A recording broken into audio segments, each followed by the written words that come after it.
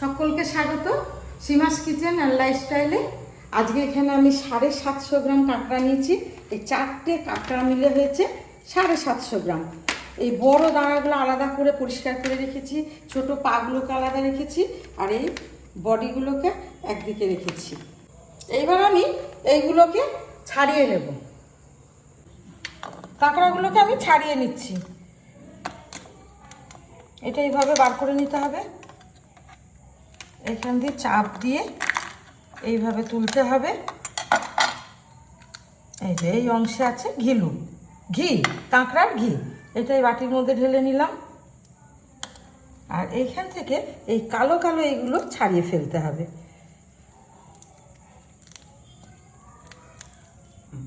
এই একইভাবে আমি এই কাঁকড়াগুলোকে ছাড়িয়ে নেব। দেখুন বন্ধুরা, এগুলো ছাড়ানো হয়ে গেছে। আমি একটু করে জল দিয়ে ধুয়ে নেব।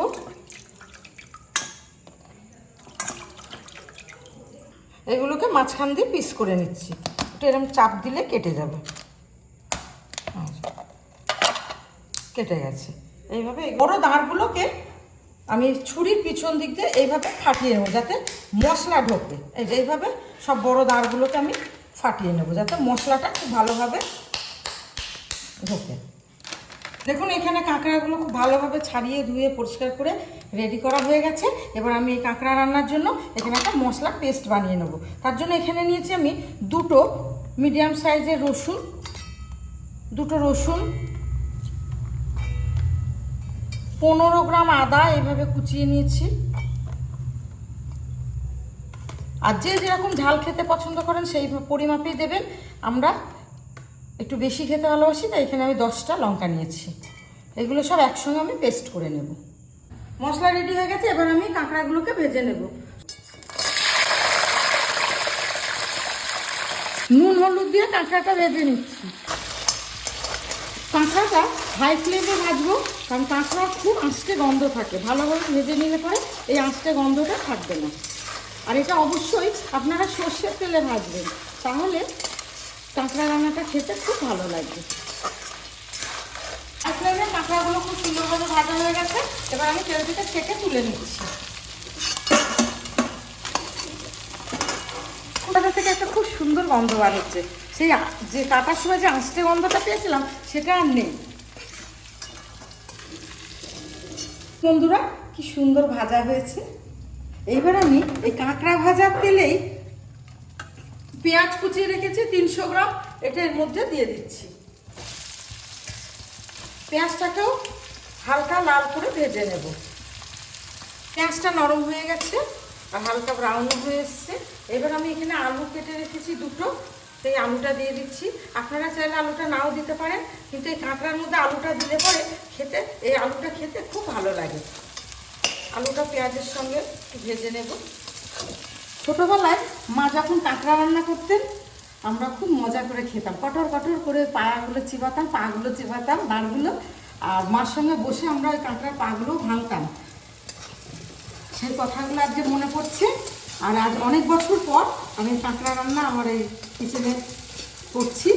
আপনারা দেখতে থাকুন, প্রথম থেকে শেষ পর্যন্ত ভিডিওটি দেখবেন, অবশ্যই আপনাদের ভালো লাগবে। পেঁয়াজের সঙ্গে ভাজা হয়ে গেছে। এবার আমি এর মধ্যে দিয়ে দেবো এই যে আদা, রসুন আর লঙ্কা, কাঁচা লঙ্কা বেটে রেখেছি, পেস্টটা এর মধ্যে দিয়ে কষিয়ে নেব। খুব ভালোভাবে কষিয়ে নেব।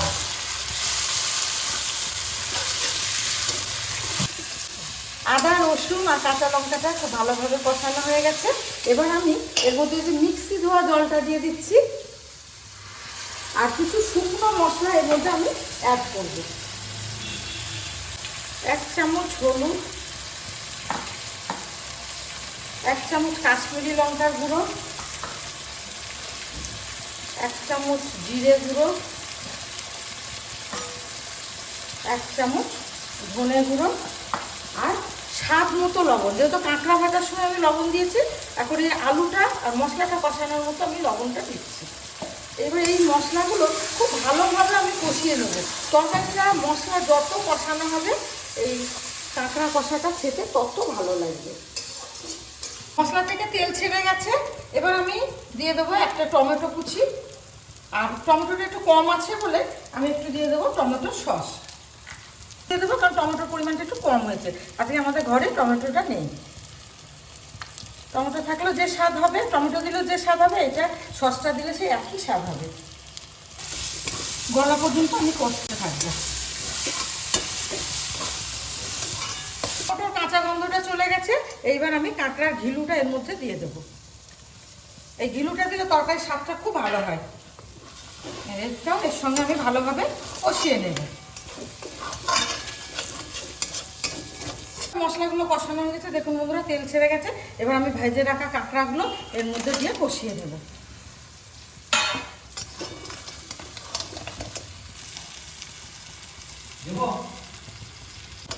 কাঁকড়াটাও খুব ভালোভাবে এর মধ্যে কষানো হয়ে গেছে। আমি পাশে গরম জল করে রেখেছি, এটা এর মধ্যে দিয়ে দিচ্ছি। আলু আর কাঁকড়াটা ভালো করে সিদ্ধ করে নেব। ঢাকনা চাপা দিয়ে আমি 10 মিনিট কুক করে নেব।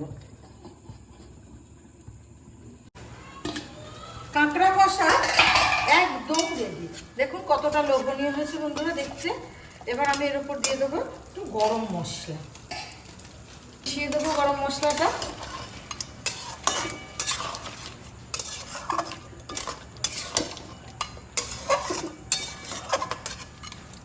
থেকে দিয়ে দেবো চিড়ে রাখা 4টে কাঁচা লঙ্কা। কাঁকড়া কষা একদম রেডি। আপনারা বাড়িতে এইভাবে কাঁকড়া কষিয়ে রান্না করে খেয়ে আমাকে কমেন্টে জানাবেন কেমন লাগলো। ভিডিওটি ভালো লাগলে লাইক, কমেন্ট, শেয়ার করবেন। আর অবশ্যই চ্যানেলটিতে সাবস্ক্রাইব করবেন, আমাদের পাশে থাকবেন। আপনারা সুস্থ থাকুন, ভালো থাকুন। আবার দেখা হবে নেক্সট ভিডিওতে নতুন রেসিপি নিয়ে।